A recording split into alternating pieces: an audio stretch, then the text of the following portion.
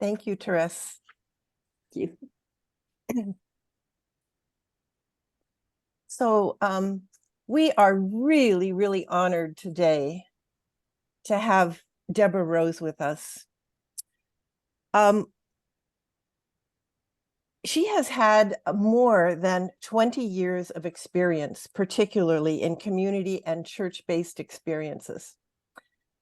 When I came to know Deborah, I've known her through Future Church, but as I come to know her, I find that she really walks with 2 feet. And in this way, some people only have theology and other people are business folks or administrators.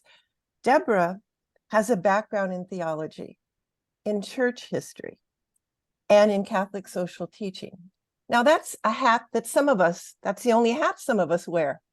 That's why we need each other. But Deborah has been also gifted with experience in administration, supervising, developing experience, educational opportunities. And she has her MA in theology from the United Theological Seminary, and she's also been trained as a lay pastoral minister in the Archdiocese of Cincinnati, where she's speaking to us from today. So this is the equipment that she's come into the universe with and developed over time. And I think Deborah really knows the work that is hers to do. A couple things about Deborah and Future Church. Future Church has been around for 33 years, and I think it came out of a frustration and a desire knowing what the church could become and who could become church and how we could become more active. She is today the co-director of Future Church. And under her leadership, she's really strengthened the organization. She strengthened the organization financially through administration and program. I've been really, really impressed with the diversification of staff. I've been really impressed with the projects and the programs that she's offering. I've been impressed with the upcoming pilgrimage of Black Catholics that is upcoming. Her presentation the other day on the Synod, when we look at the website of Future Church, which we can look at later, not now, I was going to do it later, you can see the diversity of resources and events and news and the way she's really making a difference, not alone, not only as a co-director, but really including so many people. I think today we are really honored and gifted with the spirit that Deborah can be with us. Articulate, passionate, loves the church, and also really wanting to create a church that's very, very inclusive. So Deborah, we welcome you from Berkeley, California. You're in Cleveland, correct? Cincinnati. Cincinnati. I live in Cincinnati. Yeah, well, we have office in Cleveland, but I work from Cincinnati now that we have Russ. So. Okay, well, we could tell by your turtleneck that you were probably in a colder climate than we are. Yeah, it's a little coolish, yeah, but sunny. Yeah. So, okay, Deborah, I'm going to turn it to you, and we're just really, really happy to have you. Thank you. And I will try to give you a signal 5 minutes before to let you know. Yeah, thank you so much. So I thank you very much. It's a really beautiful introduction, and I am going to go. I've got a lot to get through. As I said, this presentation really focuses on what I love to focus on, which is how have women been making the church for a long time. So I'm on some of this, I'm going to push through pretty quickly. And of course, I will give you these slides so that you can go back and look at them as you please. So women at the Synod, I'm going to try to tell. It's a big story, so I'm trying to get at the whole story. So the main objective of the Synod meeting in October was to create basically an outline of a plan going forward. So they didn't make a lot of big decisions, but they did talk about issues. And then within this final synthesis document, they really these are the things we're going to try to work on for next year. So we didn't get a lot of decisions. We will get some decisions next year. But the biggest part, the most interesting thing, and maybe the biggest sea change in the church so far for a very long time, maybe since Vatican II, is that women have gotten the vote at the Synod. So this has got a bit of a history. It's in a way kind of relatively short history, but I want to just tell you a little bit about how they got the vote. So in 2015, this is one of my favorite nuns in the whole world. Her name is Carmen Samu. She was the president of this International Group of Superiors General, and she really, really lobbied hard to get 3 nuns to be able to go to the Synod on the Family in 2015. She said she said that was not easy, and she had been inviting Pope Francis to come to their big meeting in the following May. She wasn't getting an answer. And so when she goes to this, finally gets these women and meets Pope Francis at a coffee break, she says, I've been inviting you to our trying to get a letter to you to our meeting in May for you to come. And he said, I've never gotten a letter. So the next day, so the gatekeepers had kept her letter away from him. The next day, she gets a handwritten letter from him. And it was just beautiful how just this personal advocacy, moved the Pope. So at that 2015 meeting, we had 1 non-ordained male superior get to vote at the Synod. That was the first time somebody who was not ordained who got to vote. So this is a Synod of bishops, so ordained people vote. And so we noticed that. And so at the meeting, always 10 male superiors got seats and they got a vote. And most of them up to that point had been all ordained. So one of those guys wasn't ordained. So that was unusual, and Future Church took note of that. And then Francis started this Synod process was always in a big hall. It was like a theater style thing. Francis and the bishops would be the cardinals would be in the front, and all the red hats, and then way in the back would be any laity that had gotten to go. And it was just it had been a rubber stamp operation for many, many years. And so Pope Francis puts in place small groups. And since women were invited, they actually, even at this meeting, got a lot more influence because they were sitting next to men, giving input on every single part of the working document until the final. Now, they didn't get to vote, but they were having some influence that they hadn't had before. And in some of these cases, the bishops were quite condescending to the laity and the nuns that were sitting there. And one nun actually said, the condescension was so thick from one of the bishops that I do not like at all, that you could cut it with a knife. So they really kind of took their beating at those meetings too.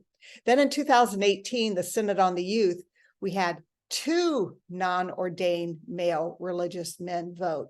So that was, again, so it's kind of doubled the number of people who were not ordained voting. And so again, we took big note of that. And so we started this campaign because male religious superiors had the exact same ecclesial status as female religious superiors in the church. There's no difference between them. So if 2 non-ordained brothers are voting, it's no different than 2 non-ordained sisters voting. So we see, so the only thing different is the piping, really, honestly. And so we did this campaign. We said, if you're having male religious vote, female religious should be able to vote. So we got a lot of attention. We did some witnesses. Kate McElwee was nearly arrested. But one of the interesting backstories was these 10 male religious superiors were behind the closed doors at the Synod. They were talking to the Synod head at that point, not the same guy as now. And they said, we want to give 5 of our seats to the women because they're the same as us. Well, that didn't happen, but it was really interesting that they were trying to help. And then Sister Sally Hodgson, who was in leadership at the International Union of Superior Generals, was also working behind the scenes and advocating for Catholic women sisters to get the vote, which was a good way to begin. And also, just so I'll talk about this a little bit more, but Episcopalis Communio was also a document, constitution that Pope Francis put out, and that's important, and I'll tell you why later. So here is more pictures from the 2018 campaign. Here's Kate McAway of WIC almost getting arrested. We were just out there singing and praying, and then somehow that got all the police officers in a bit of a bind. And so anyway, it got a lot of attention. It helped us bring the issue forward. I was also doing, as I did do for all the synods, I get my media credentials, and I go to the press briefings. So every chance I get, every time they call on me, I brought up, did you know that there's 2 brothers that aren't ordained voting? And what about women religious, so that was a way to educate a lot of cardinals who had no idea that that was happening. So you can see we were just, the campaign just grows. And here's Sister Sally Hodgkin, the tallest woman in the middle there. And all these women were behind the scenes helping to stir the waters so women could get the vote. Then in 2019, when we had the Synod on the Amazon, we kept our campaign going. We gathered over 10,000 signatures, and here we are delivering them to the Synod office, saying, we need to give Catholic women religious the right to vote. And we had a little, here we had nuns who came all the way from Switzerland to also campaign with us, and we all had these capes on that said "Votes for Catholic Women." It was great fun. We had a lot of fun doing it. And here we did a little light show. So a little guerrilla lighting on St. Peter's Square. That's me holding up a little light showing "Votes for Catholic Women." That was great fun. I had my tennis shoes on in case they came after me to arrest me, so I was going to run away. But anyway, that was fun. But I think really important was another person who has a personal relationship with Pope Francis. Her name is Maria Leah Servino, and she was a president of WIC, which is a big women's organization all over the world. And she wrote him a personal letter because he had said, you need to be more like Mary Magdalene and make some noise. And also later she was chosen as one of the 3 women to serve at the office for bishops, which is another really big deal for women. So in this open letter to Pope Francis, she says, hold on, I've got to move my picture here. She says, you're fighting against machismo and clericalism, but I don't think there's been enough progress made. And she said, and you know how you've heard Pope Francis say over and over again, we need a better theology of women. She said, we've already got a theology of women. Our suitability has been proven. That's not something we need. And I think people like her can change Pope Francis's mindset because, and then she says, hold on, let's move this thing. What's happening? She says, it's not a question of us occupying positions like flower vases. You've seen him say we're on strawberries on the cake. I mean, she's kind of throwing it back at him. And she says, and it's not about that, but it's about serving the church with all of our gifts. And she says, may the wish you express for women to join you become something that's just common in the church. It's not extraordinary. It's just something we see every day. I say, amen. And she said, I dream of a day when there are women are judges in all these canonical courts, that women are on formation teams in every seminary. And she said, and then it's not enough that we just have a woman voting, because at this time we only knew that Sister Natalie would vote because she had gotten her job at the Synod. She says, I want you to inaugurate a very different kind of synod, a synod of the people of God. And this is the limitation of the synod as it works now, because we have women there, but they're way outnumbered by bishops. And that's a problem yet for reform in the church. But she says, we want proportional representation of clergy, consecrated women and men, lay women and men. We're no longer just going to be happy if we get to vote. Okay. She said, we want more. So I love this. I mean, she's already up telling him, this is not good enough. And then some other important moments are this moment when he puts out this new constitution, which replaces the one that Paul VI had.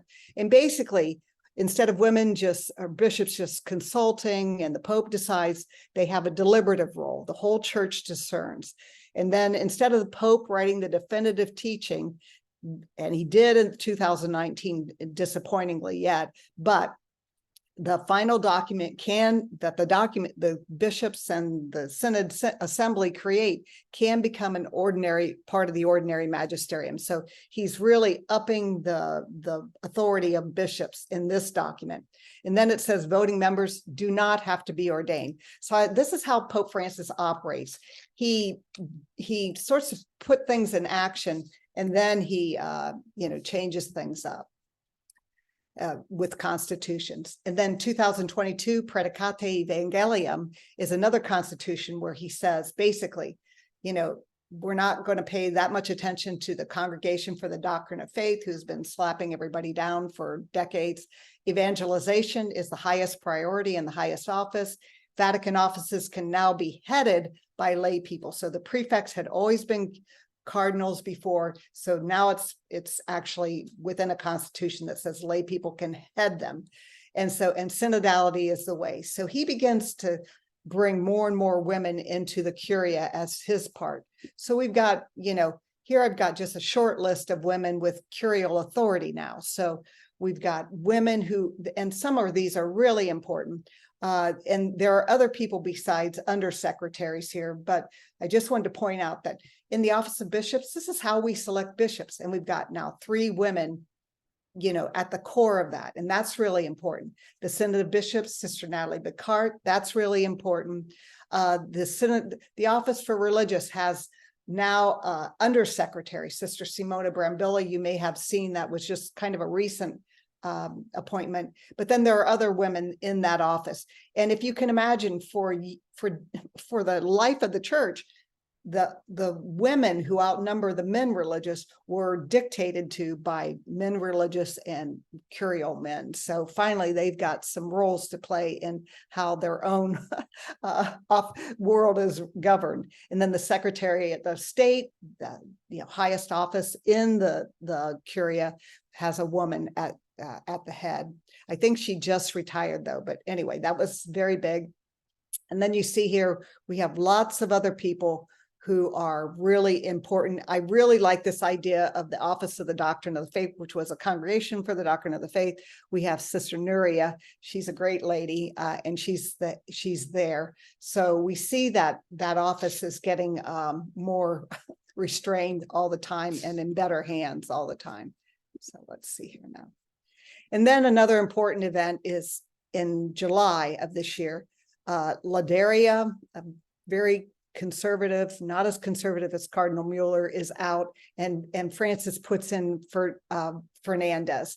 And basically he says to him, which is so outstanding in my mind, he said, the people before you used immoral methods to, silence people, silence theologians, all kinds of people. What I expect from you is something very different. I want growth that's harmonious. I don't want you to shut down lines of thought. We don't want control anymore. We want to bring all this together and in a synodal way, let those conversations happen. And so that's really, really important. And then just before the synod started, this is really interesting. There was these 5 cardinals and their names are at the bottom. They sent an open letter to Pope Francis questioning his synod path, synodal path, so they published their letter, but then they didn't publish what Pope Francis said back to him. So a couple days before the synod starts, Pope Francis publishes his reply, and they got a lot more than they were bargaining for. So he basically said to them, yeah, we're going to consider opening blessings to same-sex relationships. And yeah, women's ordination to the priesthood can be studied. I mean, to the priesthood now. So as you see how Pope Francis does things, he doesn't change everything all at once, but now he's even put a stake in the ground in terms of women's ordination to the priesthood. And what he says, and I love this because he's going to get around this notion. He says, of course, we can't talk about it because John Paul II said we can't talk about it. But on the other hand, to be rigorous, let us recognize that a clear and authoritative doctrine on the exact nature of a definitive statement has not yet been fully developed. So he's going to use the normal practice in the church, which is we're going to read things differently. And then, so going forward. So this is very important because it really is a brand new era for women. And even now, as we look at the priesthood, which is always, we can't talk about that because John Paul II said we couldn't, he's going to get around that, or he's giving us a door to get around it. So, and then Burke, Cardinal Burke, who thinks Pope Francis is bringing us all to hell in a handbag, had this little conference on the 3rd called the Synodal Babel. Oh, so exciting. Scary, scary, right?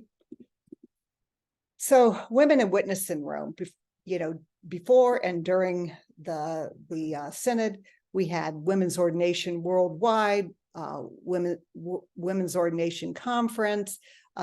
Lots of women's groups came together to witness in Rome about saying, widening the path for women in the church. And so this was I love this photo. It's one of my favorites.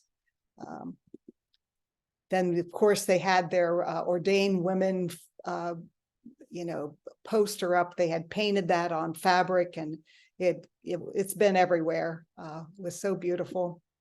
And then discerning deacons came to Rome, and they didn't necessarily do an open witness, but they were everywhere, meeting people, talking to people, and getting the word out that there are lots of women who are ready to be ordained as deacons. And then this is Canway, which is a women's group for equality in Canada. We're there. And then we had a whole week of witnesses and talks with Spirit Unbounded, which is international. And they brought Joan Chittister in, and Mary McAleese, and a bunch of other folks. They had like 100 speakers throughout, and they did a terrific job of sort of breaking over the conversation in a more synodal way about human rights, women's rights, a wide variety of topics.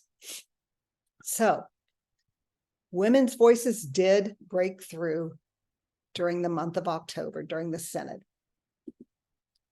So just so you know, this was a particularly tough year to find out what people were saying at the Synod, because basically Francis asked everybody to fast from talking to journalists. So that was a major barrier for journalists, including myself, because it was easy to get interviews with people from participants prior to. And so a lot of times you'd get a chance to talk to somebody and say, what's going on there? And people would tell you what was going on. So we got lots of good information at other synods from women who were there saying, what was going on, men. So it made it very, very difficult.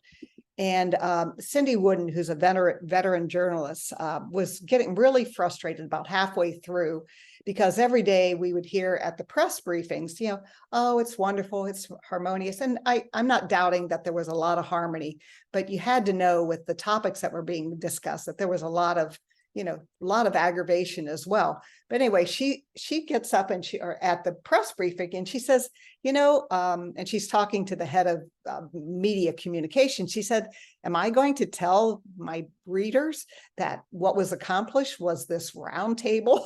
Because they kept talking about the roundtables, which were a significant symbol, but she didn't want just that. She said, they want to know that the issues they raised and that are listed in the Instrumentum Laboris, the working document, or the issues are these issues being taken seriously, even passionately? She said, there are people who are seriously concerned about the status of women in the church, or an attitude of welcoming or not welcoming LGBTQ people. I mean, those aren't just journalistic inventions, because that's kind of how they were, the leaders would say, oh, this is just journalists. She said, these are the issues that were raised repeatedly at the local, diocesan, national, and continental levels. So she actually got it's rare that you get people applauding at a press conference, but she actually got applause because a lot of people were feeling the same frustration. So the question is, what made this synod synodal? So actually the roundtables did. And as I said before, we'd always been in this theater-like hall with all the prelates in front and regular people in the back, but this was very different. Roundtables, 35 people, 10 to 12 people sitting at them. And the big thing was they got to speak freely without interruption, with periods of silence and prayer. So, in cases where bishops always felt like they could break in and say, oh, but that's not church teaching or whatever, they weren't allowed to do that. They had to listen fully to everybody. And so then there was lots of prayer and spirituality. We had Timothy Radcliffe and Sister Maria, who brought a lot of spiritual thinking to this, but also advanced technology. So everybody had their own tablet. They couldn't take it out of the hall. It was confidential. Their voting was confidential on it. They saw everything on it. There was instantaneous translations, and they had 4 big televisions per table so they could see everybody talking very easily. And then there were other symbols like women and lady went first at the masses, both beginning and ending, which is completely topsy-turvy compared to what it was before. Had all the men and their white and their pink hats and always first, rows and rows and rows of ordained men. Well, that's not how this went. And then we had lots of first women. So Sister Natalie Picard, first in many ways, but she's the first woman undersecretary at the Synod, the first to vote. But really what she did behind the scenes is just astounding. I mean, she was an expert in synodality. She had studied at Boston College, as a matter of fact, the whole notion of synodality. She was their expert, and she was behind the scenes, pushing all these new paths for women, including the 54 women who got to vote. And then we had first women as first presidential delegates. This had never happened before. There were 7 altogether. 2 of them were women. So the first women to actually preside over times in the Synod were there. So Sister Maria Gomez, she said, the involvement of women in this Synod is a new modus vivendi for the church, a new way of life forever. We're going to journey together in this permanent and ongoing dialogue. So she's on the top. And then Miss Momoko Nishimura is a consecrated laywoman, and she translated the Pope's document on the environment into Japanese.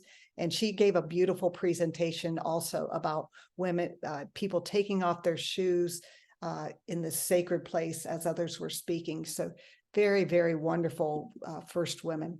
Sheila Perez was their a communications director. I'm not sure if she was the first woman communications director, but I think she was at a Synod.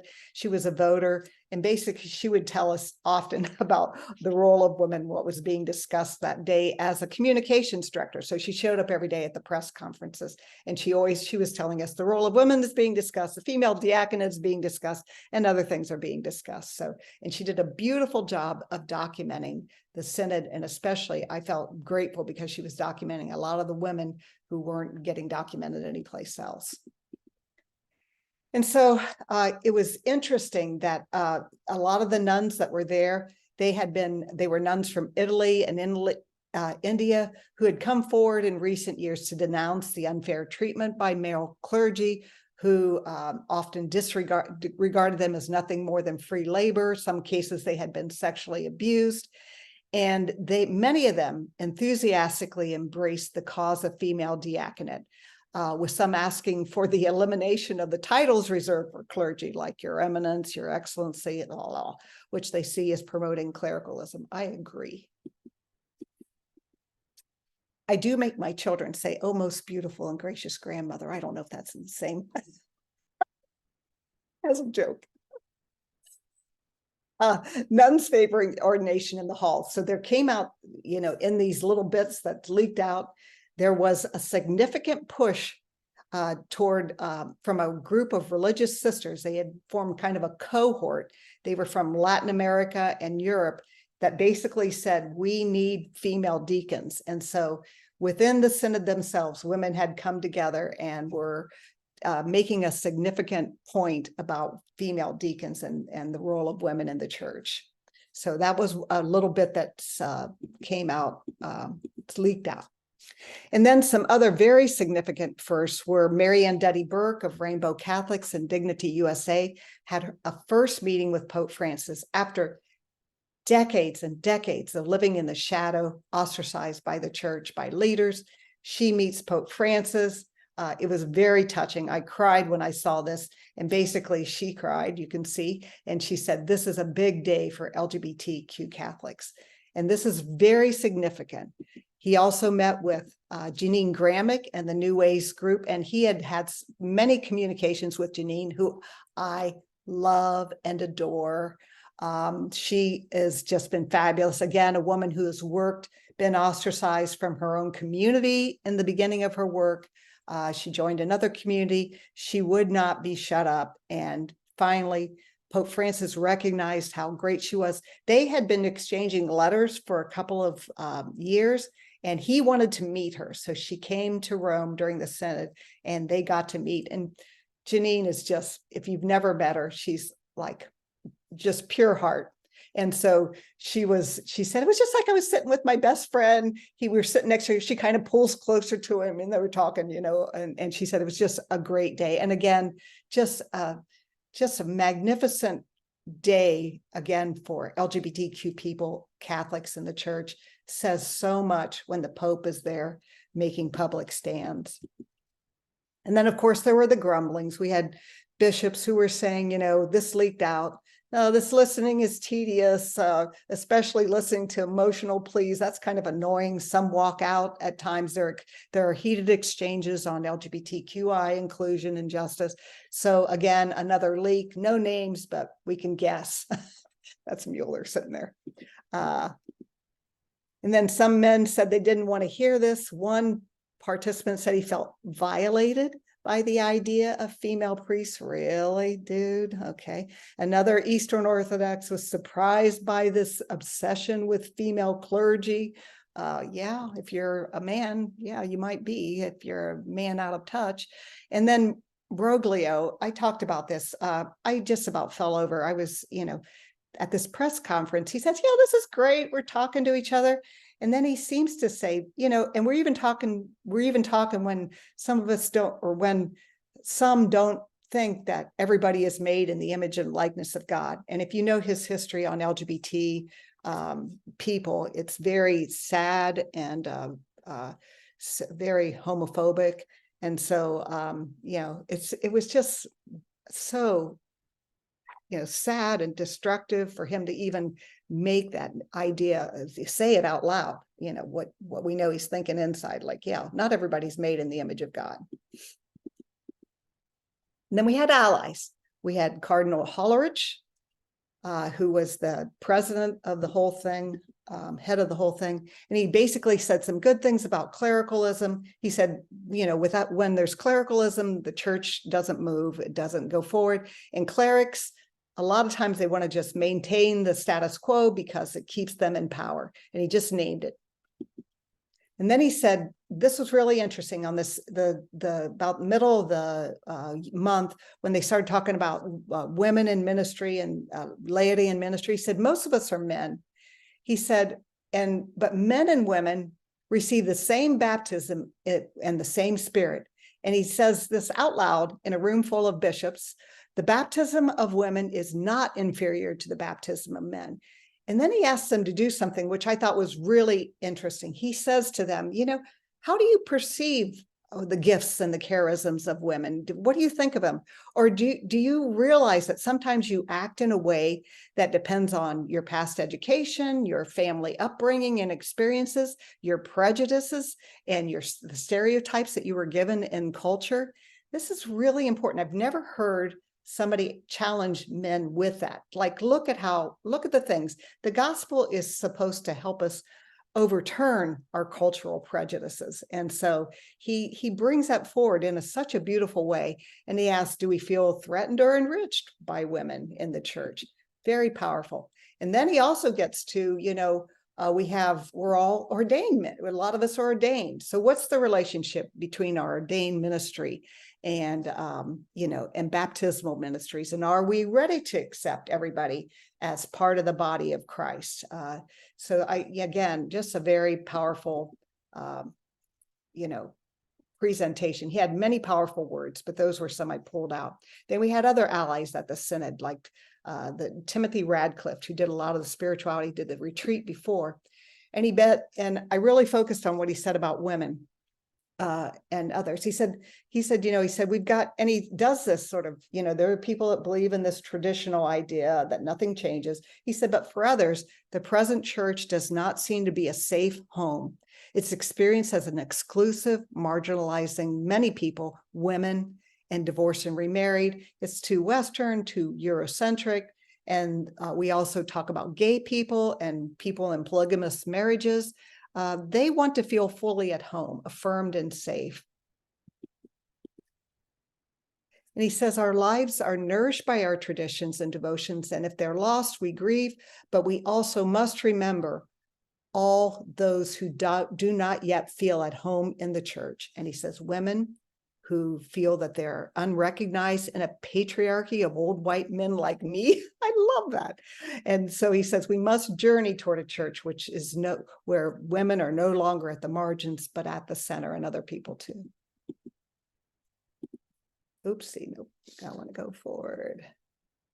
And then he gives this really touching, bit about listening to a woman, somebody who had talked about a woman who had committed suicide because she was bisexual and she didn't feel welcomed. And she said, we were weeping and I wept.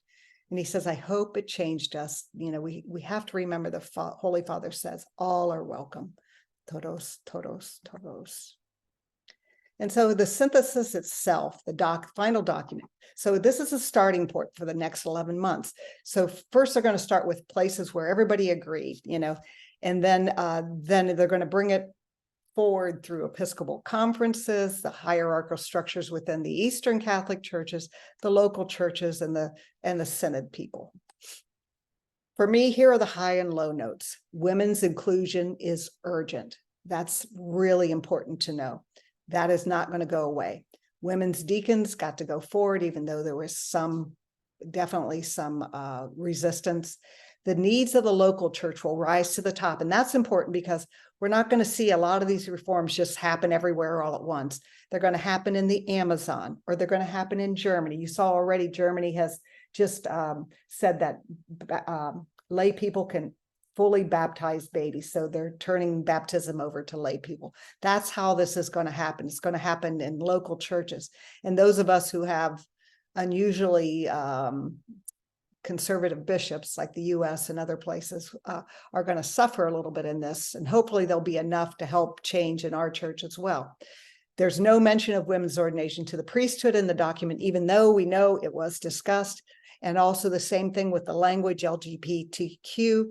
They stripped that language right at the end, which was very heartbreaking for lots of people who have worked, and especially after we saw those high moments with Mary Ann Duddy Burke and Sister Janine being welcomed by Pope Francis, and they were using the language all along until the very end.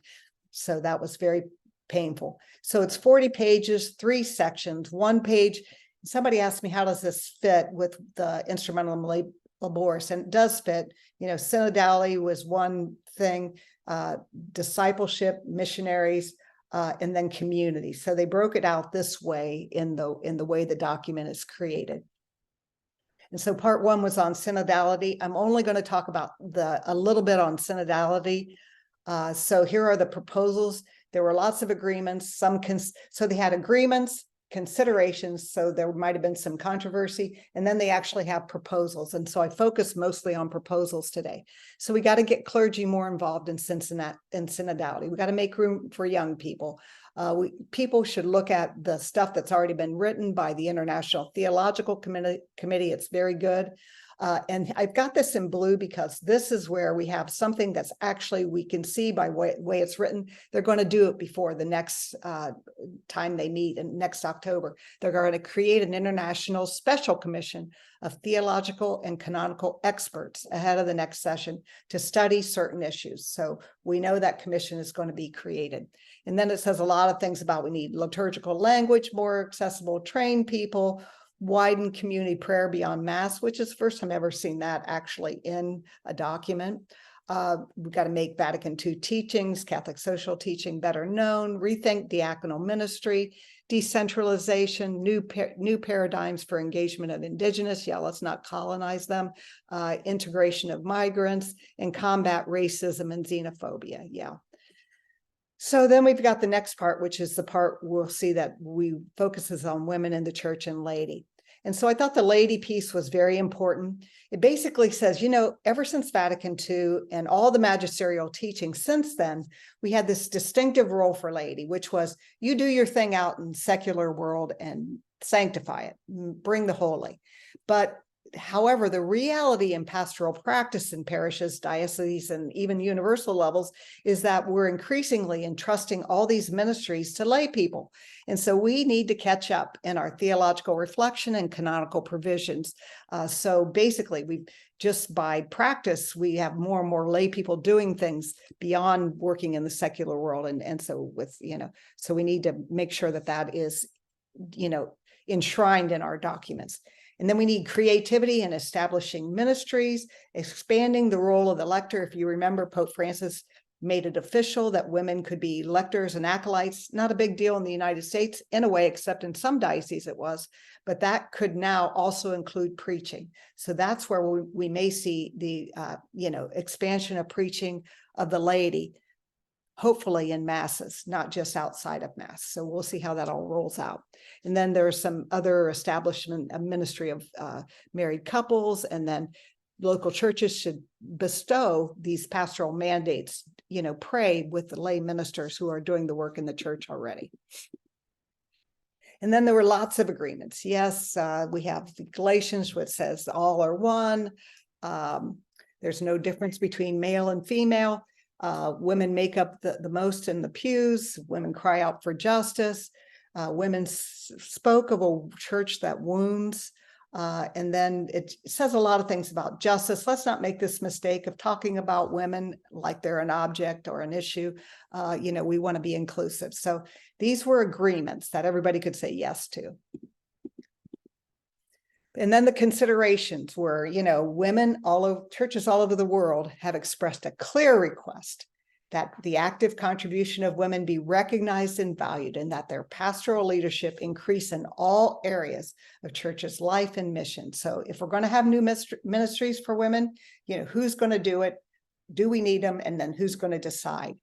And then on this question of women in the diaconal ministry, some people thought it was unacceptable because it was a break with tradition. Some people worried that we would get confused.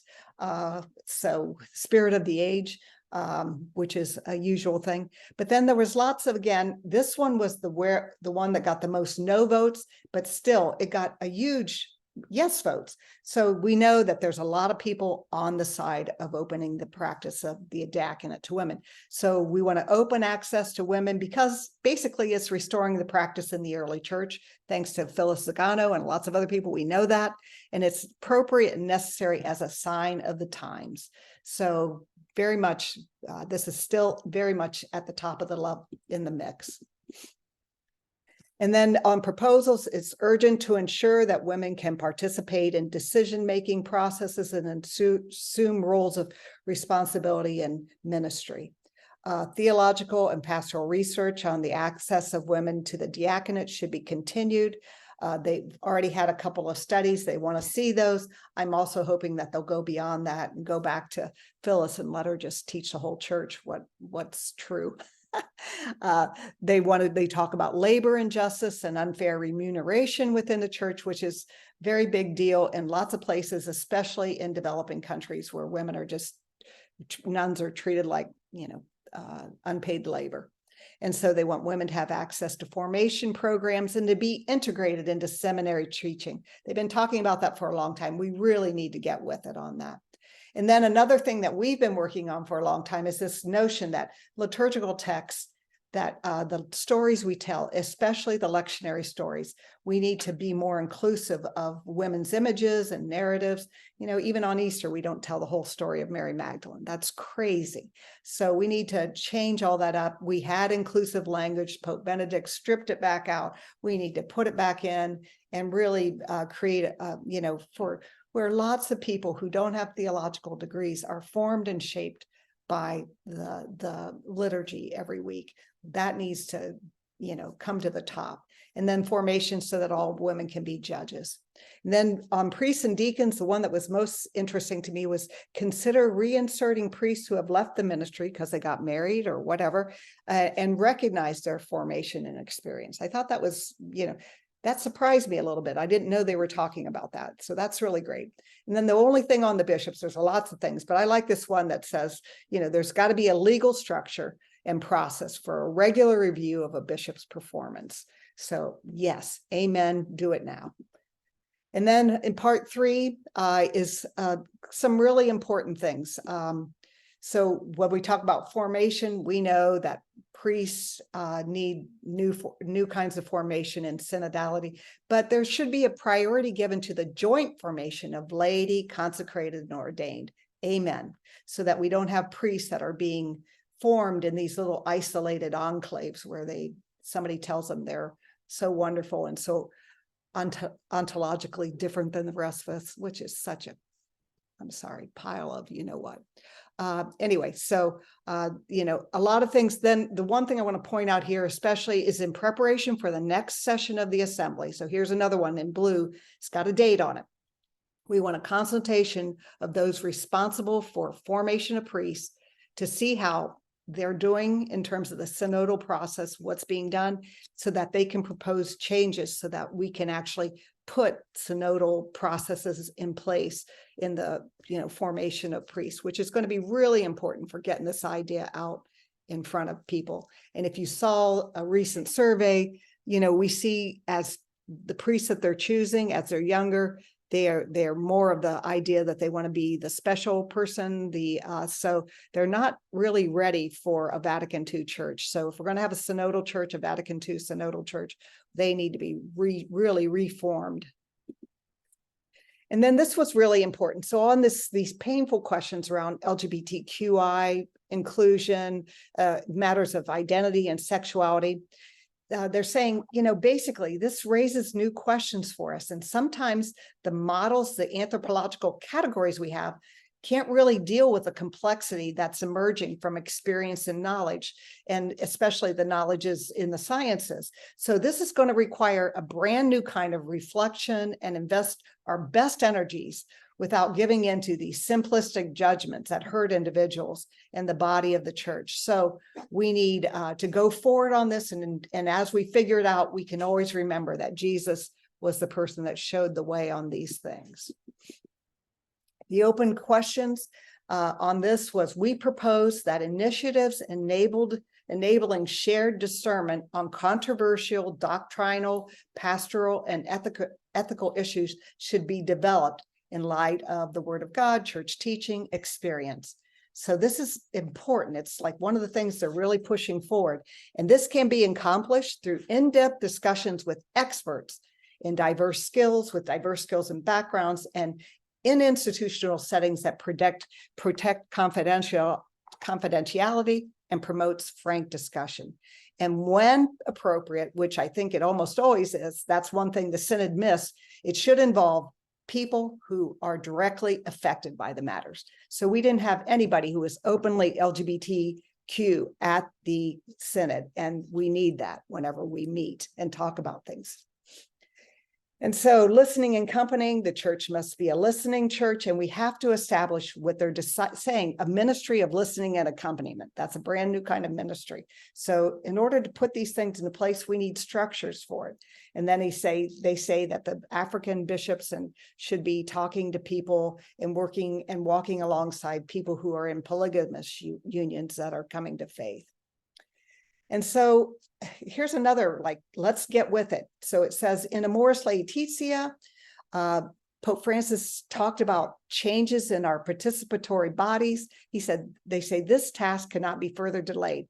So the participation of baptized men and women living in complex situations of loving relationship can be expressed in different ecclesial services, which necessarily requires discerning which forms of exclusion are currently being practiced in the liturgical, pastoral, educational, and institutional framework, and how we can surmount those. In other words, how can we be inclusive? Where are the barriers? Where are the walls keeping people out? We need to take down those walls and bring people in. Very important. So let's legislate the obligatory nature of pastoral counsel. So if your priest has just recently thrown your pastoral counsel out, we're going to make them obligatory. That's really important with laity involved. So here are the things for next year. So I've got them all in blue. These are things that are just specified in the synthesis. We have to create this intercontinental special commission of theological and canonical experts. We want to include women in decision-making. It's urgent. So how are we going to do that? That's at the top. And in preparation for the next assembly, we need this consultation. What's happening with our priests? How are they being formed? And then the other one is, we need to have these initiatives where we can talk about these controversial subjects in a way that develops them and brings people in. Then after the Synod, how much time do I have? 5 minutes, maybe? Okay. So how many? 2 minutes? Okay.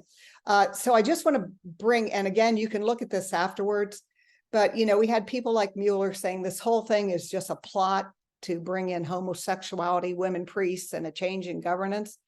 We had one participant say that progressives got the progress, conservatives got the content. He reported that to, it was, unidentified. I'm not sure that that's really true, but there's probably to some degree it's true. It could have been more. Catherine Clifford said, I never expected in my lifetime to see these issues being discussed. And we'll hear that over and over again from participants. So, and she had said prior to going on, women are doing these tasks, these diaconal tasks. Isn't this a moment to consider the restoration? So, she said it before, she was saying it during, all these women were saying important things. And she said afterwards, she had an interview, she said it had been a challenge at times to impress upon some bishops the urgent need for substantial change concerning women's inclusion in leadership, ministries, and instances of decision-making. While there is a surprising openness to consider these matters, it was also a weight of inertia to overcome. That's important to know.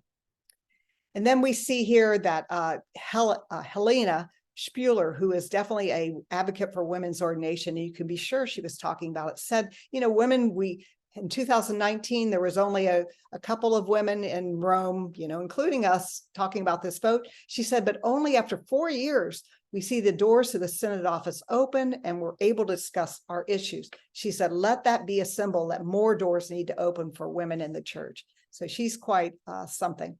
And then one of my favorite priests in the whole world is Father Orabiter, and he's there. And I'm really thankful that he's there. He's such a women's advocate. So he said, basically, on women, we can't kick this can down the road anymore. We have to engage it. We know the moment is now. And he said on LGBT issues where people were heartbroken, nothing's closed. We're still going to be talking about that. And then James Martin, I showed this last night, and I won't talk about everything, but he basically said, this is him as a participant, most people were kind. I was open-minded. I listened. But he said a couple of times people said things that were really hurtful, personally hurtful to him. He said at times I was, I felt like despairing. He said, I heard these terrible comments, and they said, are we ever going to make progress on this? And then he also said himself, sometimes I didn't say everything I wanted to say to the bishops. I was kind of held back. And I thought, man, if somebody like Jim Martin holds back, he said, I'm sure other people felt the same thing. And he said, and some people are really afraid of LGBTQI people. And he said, that was really bad. But then it was really hurt when he, at the end, when he heard that the LGBTQ language had been stripped out. He said, somebody said it's stripped out. He said, what? And he said, any mention of LGBT people. And so he said that was very disappointing. He said it wasn't surprising given the fierce opposition, but it was really disappointing. And he thought, and I agree, like women's ordination to the priesthood, it was discussed. Why couldn't it have been reflected in the final synthesis? So there was, some very much some things. But then he said, I got hope again. And the next morning I prayed, and he thought, yeah, listen, even if that particular moniker isn't there, we still had a lot, as you saw in the document, how to take this forward. So I was also amazed that so many things were discussed so openly and so extensively. So that's very hopeful in the church. Let's see here. And then we had Phyllis Agano before, when she was talking about the instrumentum laboris. She said there's going to be this significant argumentation against ordaining women, but basically it insults their baptismal equality. So, we don't want a different quasi-diaconal ministry. Don't do anything, And she said it's a false argument against restoring women to the diaconate, that women cannot image Christ, and implicitly, if not directly, causes a denigration, disrespect for women on every continent. And I totally agree. That's one of the reasons we have to get equality for women in the church, because it matters to the women who are out at the edges in the most poorest part in the world. Massimo Fagioli, who I very much respect, said the presence of women was not token. He said their voice was heard. And he said, a few years ago, would have never imagined that we could even talk about this. She said, but women is the issue Pope Francis needs the most help with. He needs to be surrounded by women theologians. He said, as much as he's open-minded on LGBTQ people, he needs more help on women. I thought that was really good. Then he places the synod in the context of all of history. He said it occupies among the turning points in Catholic history in the last 200, the biggest change in the last 2 centuries of the Catholic Church. And he says this is no longer a synod of bishops, but a synod with bishops. And he said the final synthesis report should not be read in a fundamentalist chapter and verse way. And then I think this is really important for all of us to remember. So in my mind, as I read the report, I did not think it really reflected the richness of the conversation that came out, that was going on inside. But he says the relationship between the synod, Pope Francis, Fernandez at the CDF are more important to understanding what's going to happen in the church. So especially on the role of women and LGBTQ Catholics, he says these things he said prior to the Synod about, blessing same-sex relationships, opening the conversation on women priests, and then, having Sister Janine Gramick and Marianne Duddy Burke are more indicative than the document on what's going to happen on the church. And so, but he said, but then the Pope repeated once again this theory of the Marian and Petrine principle, which is, we're all equal, but women have a job that they can do, and men have a job that they can do, and the nuns shall not meet. And so that's very important in terms of going forward. So my final question is, did women's voices break through at the Synod? I say, even though their numbers were small in proportion to the ordained men, they had an outsized influence at the Synod. Women's roles, ministry, and authority in decision-making bodies will be at the top of the list of issues that will be discussed and decided next year. And just to remember, the call to include women is urgent. And then at some point, I have some action items for you that I can send to you later. And then I have a little video that I'd like to share with you that I made to honor as a tribute to the women. I don't know if you want to do it now or later, but I'd like to show it to you all because it's pretty powerful in terms of shows the women who were there and some of the things they said. So you can just tell me when you want to do that. How long is it? About 10 minutes, 9 minutes. Maybe we'll do it after. Okay, very good. Yeah. I'll stop sharing then. Okay. Great.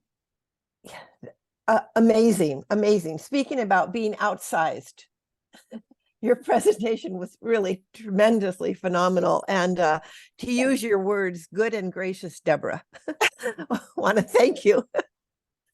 And right now we're going to take a 10-minute break, and I want to say something to all of you. Women in Conversation has been doing synodality for a long time. And one of the richness of our gathering is our conversations together.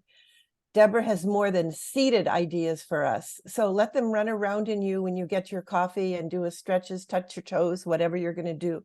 But we will meet we're 5 minutes behind. We'll meet at 10:40, 40. And we'll be in small groups. And as you know, that's the richness of what we're doing as women in the church. Thank you. So Elaine, you have a question. Our group wondered if this is sort of localized to Pope Francis, and he's not in the best of health. What happens next? is the majority of the people with power in the church conservative? You know, is this our last hope, or do we have hope in the future? So I don't know the exact numbers right now, but Pope Francis has been consistently adding new cardinals to his consistory.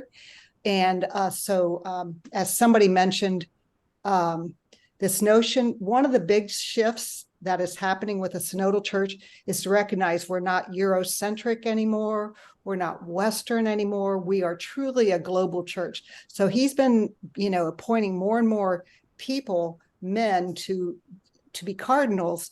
So I think he's a strong majority. He might be over 70-some%. I forget how many. Anyway, he's got a lot of people that he appointed because he wants his legacy to move on. He's very strategic in a lot of ways. He's very pastoral. He's also very strategic. So I have a lot of confidence that we're going to have the next pope, whoever it is going to be elected because they share much of what Pope Francis has put forward. And he's been working hard to make sure that that happens. He knows one papacy is not long enough, although John Paul II had very long papacy, too long. But he knows that one papacy is not enough to put this kind of a change in place. So, thank you. That's reassuring. Yeah. Let's see. I'm not sure if I'm going to be getting these in line correctly. Is it Yomaria? I don't know how to say it. Yomaria? You're muted, Yomaria. It's more anyway. So is there any mechanism that's going to be put in place to continue to allow us, the laity, to provide feedback? Yeah.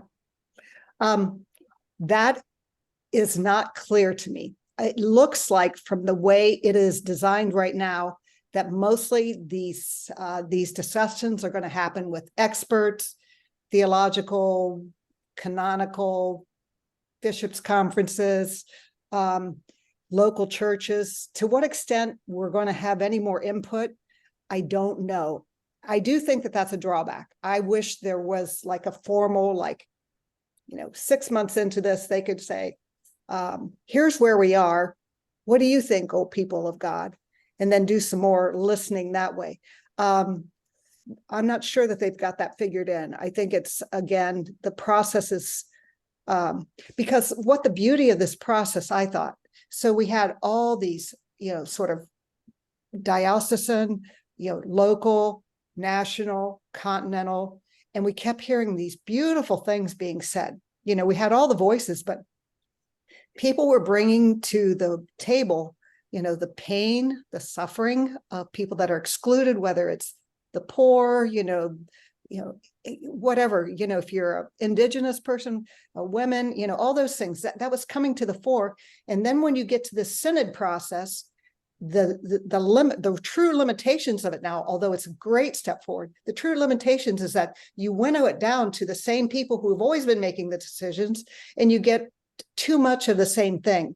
So you have to integrate that body with more diversity, more representation, and to really bring the voices of the people. And also another thing that was really missing was actual people from some of the populations that have been excluded. So they really need to have people voting there who are part of the populations that have been. So women were, okay, but there are other populations that have been excluded that were not there.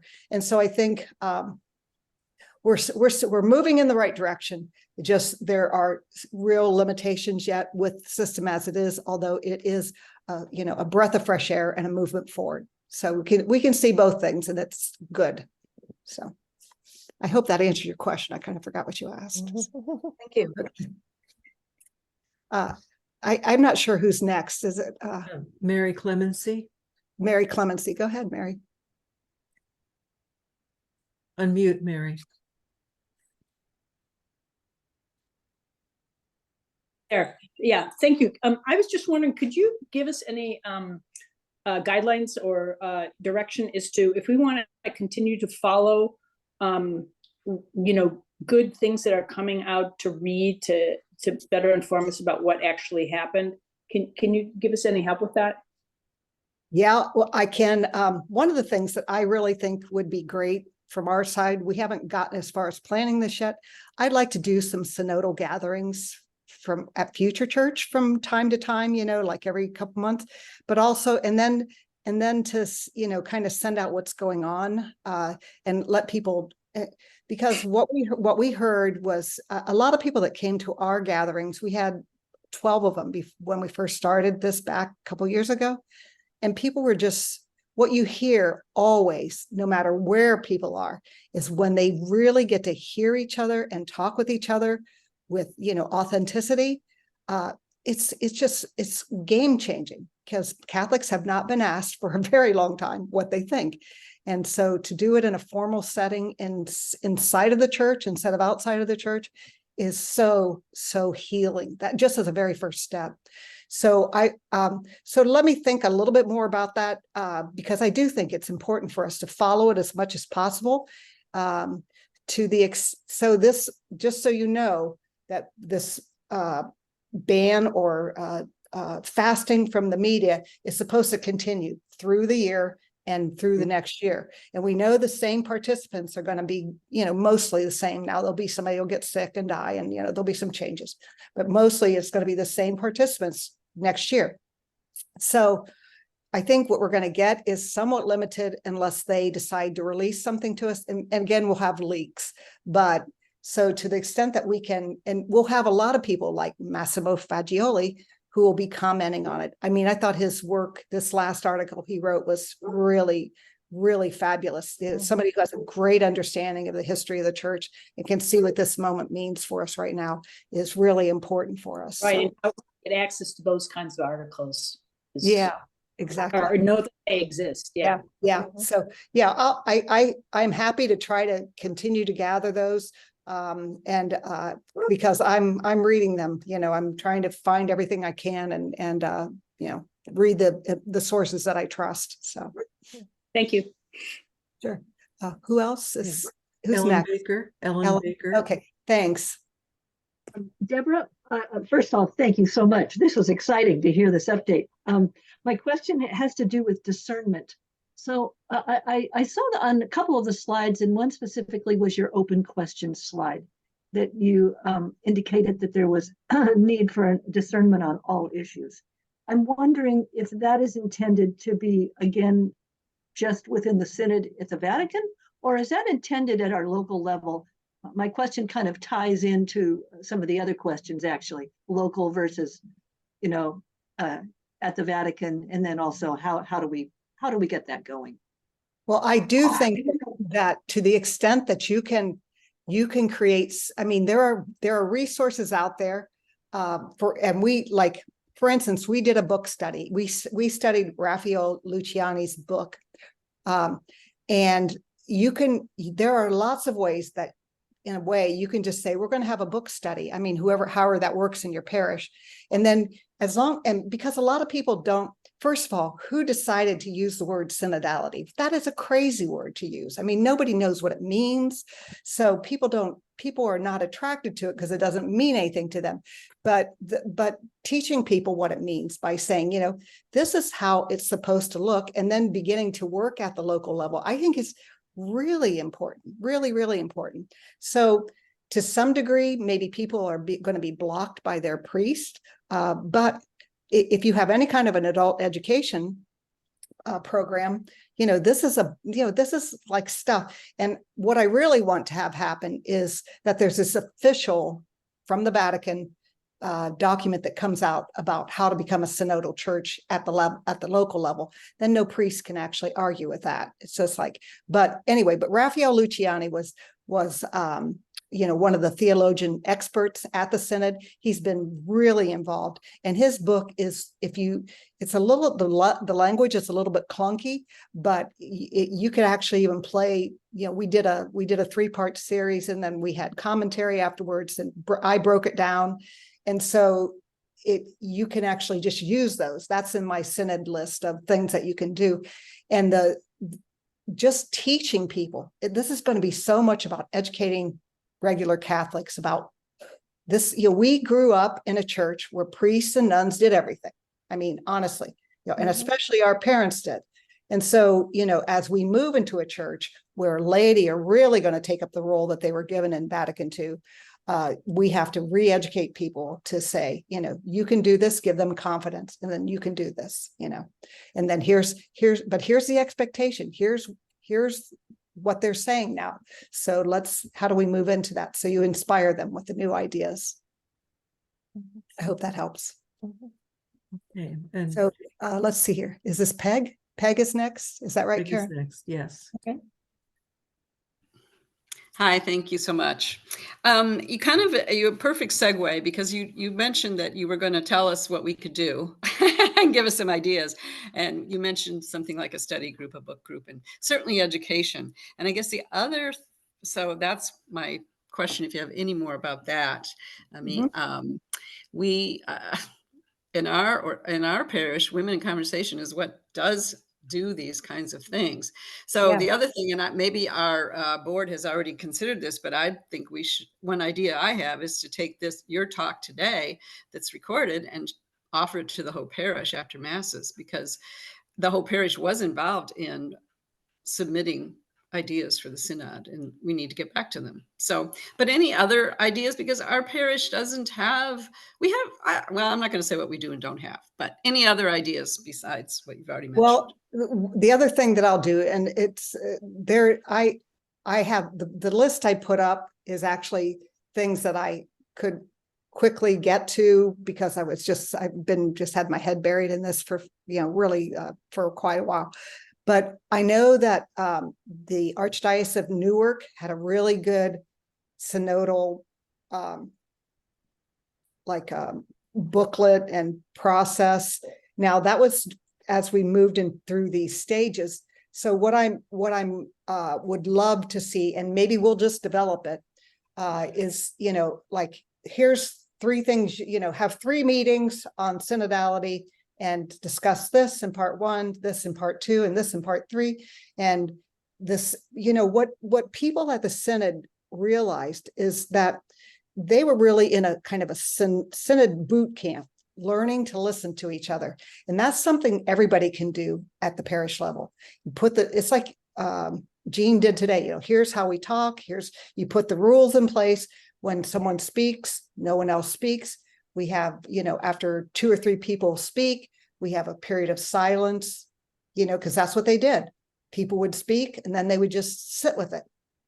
And so learning to listen is uber important, and that can be practiced right now. You don't need anybody's permission for that. So if you've got any kind of a group already in place, you can practice synodality by going, let's study it, let's practice it. And that would be a very good thing to do over the next year, because it'll take a long time for us to learn synodality. It really will. It's like being a Quaker, only you don't know it, So, Okay, does that help? Okay. Carolyn. Oh, Carolyn. Hi.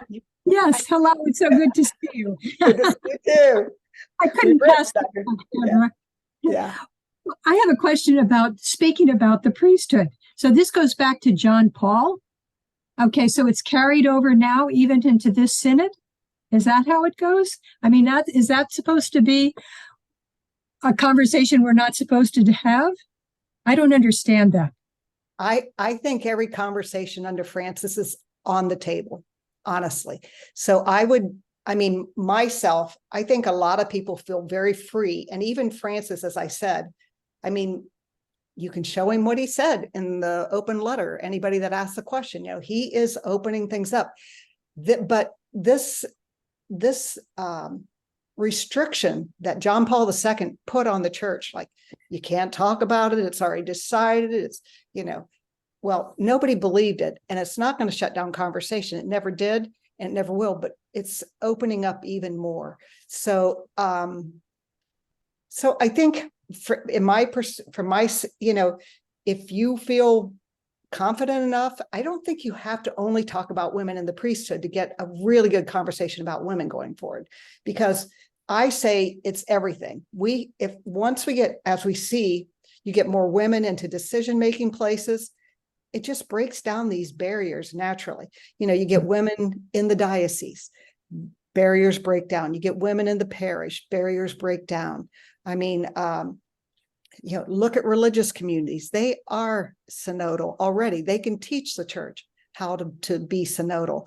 So there are so many ways that we can bring these conversations forward. And I think when Pope Francis says, speak with parousia, you know, boldness, courage, that's what we should do. We're following the Pope, you know. We live in a very conservative diocese, Do you? Okay. so it's somewhat restricted, and we get feedback. So we kind of walk a narrow line. Yeah. And that's where we are. Yeah. And so just bring your creativity to that, you know, just, you know, there's, like I said, I mean, the Synod, if you read the document, there's, you know, especially just that second section, there's just so much in there. Just talk about that for the next year. Okay. Thank you. It's there. It's, you know, it is official. It's coming right from the heart of the Vatican. Yeah, we can talk about those things. So I'm going to step in here. Thank you. These questions were really great. And I just want to, Deborah, and I think a lot of us resonated with your line. In the United States, we're going to suffer a little bit. And I think we felt that. So the questions that other people raised about what can we do to go forward with some hope was really, and your responses were really wonderful. It's 11:24, and it sounds like Deborah has a 9-minute video that she has prepared for us. And if you don't mind adding 10 more minutes, we'll all be 11:40 would be kind of, if you don't mind. I think Deborah's probably got a really beautiful gift for us, and then we have announcements and prayer and move out into the world. So this, in a way, is my prayer. Because, you know, not hearing as much as I would have wanted to hear, but women were actually saying, I thought, well, what did happen? And so I decided to make a tribute to the women of the Synod. And so you'll see that some of their words, either before, during, or after the Synod are included in this. And we have, I'm so proud of the women that were there. I'm so grateful, profoundly grateful for their presence, for the way they used their voice at the Synod. And so they did make a difference, and they will continue to make a difference, and just as all you do. So let me pull this up. Let's see here.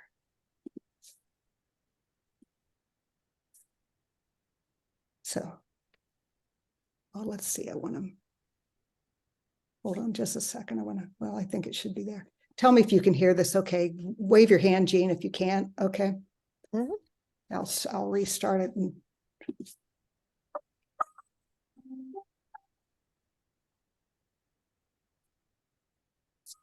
I don't hear it yet. You don't? No.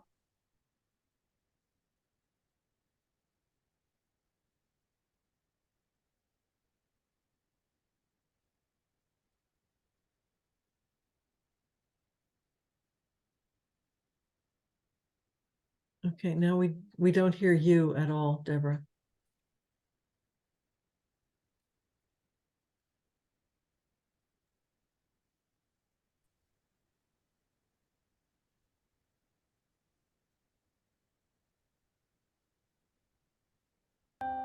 Yes. There we go. Yes.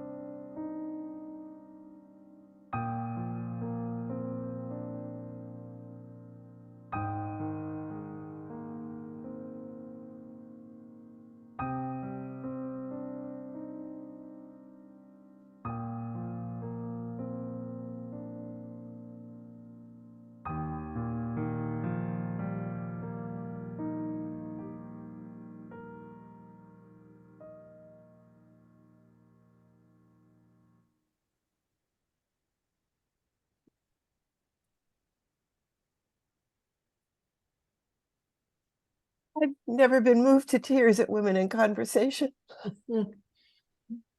Beautiful. What a gift. What a gift. Thank you.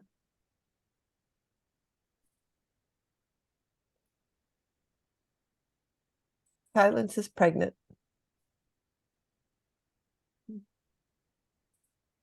Ah. Thank you. I hope you send a copy to Pope Francis. I'll try. We'll see if the gatekeepers will let it through.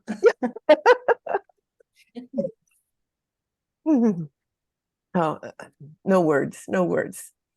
I am going to move forward though to announcing other things.